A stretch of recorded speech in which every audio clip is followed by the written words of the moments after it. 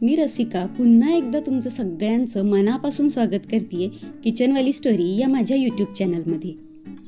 आता आखाड चालू झालाय आणि आपल्या पालख्याही पंढरपूरला पोहोचलेल्या आहेत। मग नॉनव्हेजचा बेत तर झालाच पाहिजे।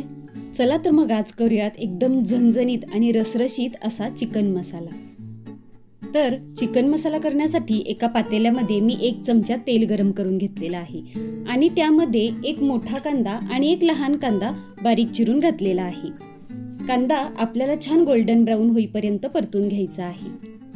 अगदी 4 ते 5 मिनिटांमध्ये आपल्या कांद्याचा कलर छान असा गोल्डन ब्राऊन झालेला असेल। मग आपण गॅस बंद करून हा कांदा गार करून घेऊया। आणि आता आपला कांदा थंड होतोय तोपर्यंत आपण मिक्सरच्या भांड्यामध्ये मुठभर खोबऱ्याचे काप, 1-2 इंच आलं आणि 10 ते 12 लसणाच्या पाकळ्या घेऊयात। तसेच 1 ते 2 हिरव्या मिरच्याही घेऊयात। या वाटणामध्ये हिरवी मिरची घातल्यामुळे एक छान अशी चव याला येते। आता यात मुठभर कोथिंबीर आणि एक मोठा टोमॅटो रफली चॉप करून मी यामध्ये घातलेला आहे। आता यामध्ये अर्ध फुलपात्र पाणी घालून आपण याची बारीक अशी एकदम पेस्ट करून घेऊयात। आणि आता त्याच मिक्सरच्या भांड्यामध्ये गार झालेला आपण कांदाही घालून घेऊयात। कांदा सुद्धा आपल्याला अगदी फाईन असा बारीक करून घ्यायचा आहे। आता आपलं भाजीसाठी लागणारं वाटण वाटून झालेलं आहे। आता एका मोठ्या पातेल्यामध्ये 2 चमचे तेल गरम करून मी यामध्ये 3 ते 4 तमालपत्र, 3 हिरव्या वेलची, 5 ते 6 लवंग, 5 ते 6 मिरी आणि 2 तुकडे दालचिनीचे घालून एकदा छान परतून घेतलेले आहेत। मग यामध्ये आपण खोबऱ्याचं जे वाटण वाटून ठेवलं होतं ते घालून घेऊयात। हे वाटण आपण छान 5 ते 6 मिनिटं परतून घेऊयात। वाटण आपण जितकं छान परततो तेवढी आपल्या भाजीची चवही छान होते। त्यामुळे 5-6 मिनिटं आपल्या वाटणाला तेल सुटेपर्यंत आपण छान परतून घेऊया। तर हे पहा, वाटणाच्या किनारीला काय छान असं तेल सुटत आहे। आता यामध्ये आपण कांद्याचं वाटण घालून घेऊयात। कांदा आपण ऑलरेडी छान परतून घेतल्यामुळे आता हे वाटण आपल्याला जास्त वेळ परतावं नाही लागणार।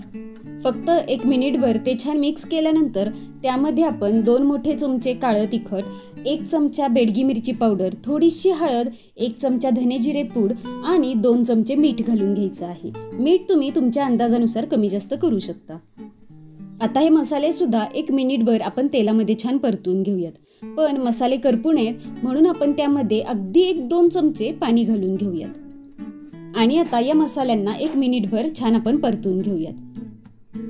हे पहा, आपल्या मसाल्यांना अगदी छान असं तेल सुटलेलं आहे। मग यामध्ये मी 1/4 किलो चिकन घेतलेलं आहे ते घालून घेते। चिकन आपल्याला 2 पाण्यांनी स्वच्छ असं धुवून मगच यामध्ये घालायचं आहे। आता या मसाल्यामध्ये आपल्याला चिकन चांगलं असं परतून घ्यायचं आहे। 1-2 मिनिट चमच्याने हलवून घेतल्यानंतर यावर आपल्याला झाकण ठेवून घ्यायचं आहे आणि झाकणावर 1 ते 1.5 ग्लास पाणी घालून घेऊयात, म्हणजे आपलं चिकन खाली करपणार नाही। आता 1-2 मिनिटांनंतर आपण झाकण काढून चिकन एकदा परत हलवून घेऊयात। असं केल्याने मसाला सगळ्या चिकनला व्यवस्थित लागतो आणि चिकन एकसारखं असं शिजलं जातं। आता पुन्हा एकदा आपण यावर झाकण ठेवून घेऊयात आणि 5 मिनिटांनंतर परत झाकण काढून बघूयात। तर हे पहा, याला थोडं असं पाणी सुटलेलं आहे। तर आपल्याला चिकन परत एकदा हलवून घेऊन त्यावरती पुन्हा एकदा झाकण ठेवून घ्यायचं आहे। आता हे पहा, झाकण काढल्यानंतर आपल्या चिकनला किती मस्त असं पाणी सुटलेलं आहे। अगदी थेंबर पाणीही न घालता चिकनला स्वतःच असं पाणी सुटलेलं आहे। यामुळे आपले चिकनची चव जी असते ना ती खूप सुंदर होते। आता आपण झाकणामध्ये जे 1 ते 1.5 ग्लास पाणी ठेवलेलं होतं ते छान गरम झालेलं असेल, तेच पाणी आपण यामध्ये घालून घेऊयात। आणि बस, अगदी इतक्याच पाण्यामध्ये आपल्याला चिकन छान असं शिजवून घ्यायचं आहे। आपलं चिकन ऑलरेडी वाफेवरती 50 ते 60% शिजलेलं आहे। त्यामुळे 1 ग्लासभर पाण्यामध्ये चिकन आपलं व्यवस्थित असं शिजून निघेल। आता आपल्या चिकनला चांगली उकळी फुटली की त्यावर हाताने कसुरी मेथी छान क्रश करून घालूयात आणि याला चमच्याने हलवून घेऊन झाकण ठेवून अगदी 3 ते 4 मिनिटं याला शिजवून घेऊयात। तर हे पहा, 2 ते 3 मिनिटांनंतर झाकण काढल्यावर आपलं चिकन आपल्याला हवं तसं एकदम छान असं शिजलेलं असेल। आता सगळ्यात शेवटी यावर मस्त अशी हिरवीगार बारीक चिरलेली कोथिंबीर घातली की आपली झणझणीत अशी चिकनची मसाल्याची भाजी तयार झालेली आहे।